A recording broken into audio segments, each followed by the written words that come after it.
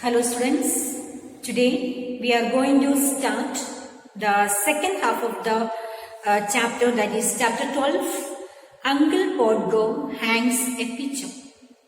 So in the first part of the class we saw that we get to know the speaker is saying that you have never seen such a commotion up and down in any of your house.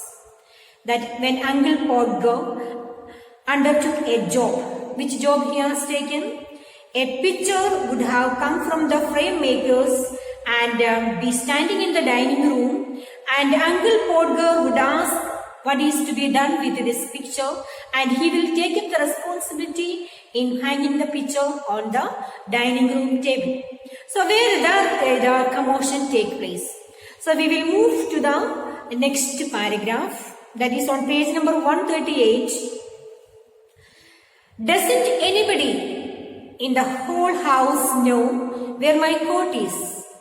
I never came across such set in all my life. So Uncle Podger says he is standing on the chair to just hang the picture, and he is in search of his coat. So around him many children are standing there, and he is asking to them, doesn't anybody in the whole house know where my coat is? You don't know where is my coat? I never came across such a set in my life. I never have seen such a set in all my life. Upon my word, I didn't. 6 of you can't find a coat that I put down 5 minutes ago. Can't you find out my coat? You 6 of you are standing around me and you don't know where is my coat. So, from this sentence, we can understand that how Uncle Podger is blaming his family members. Okay, then he would get up and find that he had been sitting on it. So, what he did he was sitting on the coat. It is, you see it in the first paragraph of the chapter, he just removed the coat before the work and just kept it on the chair, and he has already forgotten where he has kept the coat. So he just got up. By that time, where was the coat he saw? He saw it on the chair. Oh, you can give it up. I have found it by myself now. Might just as well ask the cat to find anything as expect you people to find it. So here he is getting little irritated with the family members, and he say, oh, no problem. I have already found out my coat by myself, and he takes the credit by himself, saying that. And he is also comparing his family members with the cat. How he is comparing in the, we will see it in the line that might just as well ask the cat to find anything as expect you people to find it. So he is comparing a cat. It is better that I should say the cat to find out my coat than telling you people who is standing around me. Okay, you can imagine how funny fellow he is. He is blaming all the family members for his mistake. Okay, and when half an hour had been spent in trying up his finger, and a new glass had been got, and the tools and the ladder and the chair and the candle had been brought, he would have another go. The whole family, including the girl and the charwoman. So in this paragraph we see half an hour had taken to tie up his finger. You see the lot of time is wasting, no? And a new glass had been got. They got a new glass or a new frame for the picture. And the tools, all the tools, whatever he have asked for the children, they all have brought. What are the tools they asked? The ladder, the chair and the candle had been brought. He would have another go. And the whole family members, including the girls and the servant, were all standing in a semicircle to help him. See how he is wasting their times. So, two people would have to hold the chair. So, what the two people? The two children, you can see it in the picture itself. The two children are standing and holding the chair, and the third one would help him up on it. And the third one would help him up. You can see that he is little fatty fellow. And hold him there. And the fourth one would hand him a nail. And the fourth one would give the nail to him. And the fifth would pass him up the hammer. And the fifth one would give the hammer to his hand. And he would take the nail and drop it. So now this time what did he drop? The nail, no? A small thing.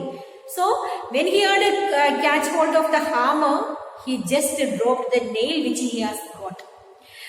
There he would say in an injured tone. Injured tone means a person's feelings. Now the man is feeling very upset. Or maybe we can say that he is little irritated also. Oh, now the nail's gone. So now what happened? The nails have gone. Now you people, you please search for it. Where is the nail? So now the children are in all are in a difficult situation that they have to search the nails where it has gone, and also it is very small one. And we would all have to go down on our knees and growl. Growl means to crawl with the face downward, look for it. You just bend down or kneel down and search for the nails, while he would stand on the chair. So when the children are in search of the nails, what he will do? He will stand on the chair and order. So what he would say? While he would stand on the chair and grunt and want to know if he was kept there all the evening. So he would say, whether children, are you going to make me to stand here on the chair the whole evening? Please find out fast and give me the nails. So the nail would be last found, but by that time he would have lost the hammer. But the nail was found by then what he lost? He would lost the hammer. So what a miserable condition in the family, no? You can imagine what a terrible condition. Where is the hammer? He would say, where is my hammer? What did I do with the hammer? My God, good heavens. Where is the hammer? What did I do with the hammer? Great heavens. 7 of you gapping round there. And you don't know, I did it with a hammer. What did I do with the hammer? Now you go to the nails. Anyway, well and good. That is good. Now you go and in search of my hammer. So I think nearly more than an hour he was standing on the chair maybe. Okay. Now we move on to the next line. We would find the hammer for him, and then he would have lost sight of the mark he had made on the wall where the nail was to go in. Now you understood, no? Now the children were very active, and they found out the hammer and the nail, and they have brought and gave it to the podger. And now what happened? Then he lost the sight where he had to put the picture. That mark on the wall, he had lost the sight of that. And each of us had to get up on the chair beside him, and every child has to come and stand beside him to show the sight of the mark. Where is the mark where I had to hang the picture? And he would say, you all are fools, you don't know anything. And one after another tell us to get down. So he would make us to get down. You get down and another one come up. And like that time goes on, no? And he would take the ruler again, remeasure. And then finally he would go mad. So you can imagine the sight and the situation in the family. And how the family members are suffering because of this Uncle Podger. Okay? So, and we all try to do in it in our hearts, and all arrive at different results, and snare at one another, and in a general row, the original member would be forgotten, and Uncle Podger would have to measure it again. So by the time he has almost all forgotten the original number, which the number where he has to put the frame. So again he had to remeasure and the time moves on, and also he gets irritated with that. So what happened finally? He would use a bit of string this time, and at a critical moment, when the old fool was leaning over the chair at an angle of 45 and trying to reach a point 3 inches beyond and was possible for him to reach, and the string would slip and down the whole slide on the piano, a real fine music effort being produced by the suddenness with which he head was and the body stuck on the notes at the same time. So what happened in this paragraph? In this paragraph we see that when he was standing on the chair, he would just go to the mark where he had to put the frame. All of a sudden he just slipped from the chair and fell down on the piano, and it makes such a lot of noise. It is written here, a really fine musical effort being produced by the suddenness with which his head and body stuck all the notes at the same time. When all the notes at the same time, it makes a horrible sound, isn't it? So, and it was so funny, and he might have also been hurt. And the sound, hearing the sound who came there, and Aunt Maria would say she would not allow the children to stand around and hear such a language.